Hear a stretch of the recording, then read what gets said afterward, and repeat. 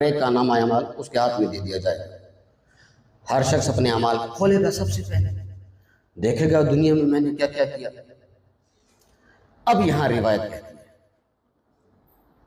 ہمارا موضوع چل رہا ہے غیبت، توجہ رکھیں۔ نام اعمال کھولے گا تو بہت سے ایسے گناہ اپنے اعمال میں دیکھے گا جو اس نے کبھی زندگی میں کیے ہی نہیں تھے۔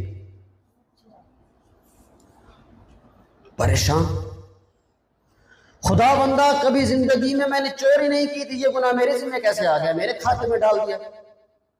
چیخے گا، چلائے گا، میں نے آج تک کسی کا قلم نہیں چوری کیا، میں بڑا ایماندار آدمی تھا، میں نے آج تک میں ایک مثال دے رہا ہوں آپ کو۔ مثلاً اگر وہ چوری کو دیکھ لے گا، خدایا میں نے ساری زندگی کبھی کسی کا حق نہیں کھایا، یہ دوسروں کا حق میرے ذمہ کیسے آ گیا۔ وہاں کہا جائے گا تو نے فلاں شخص کی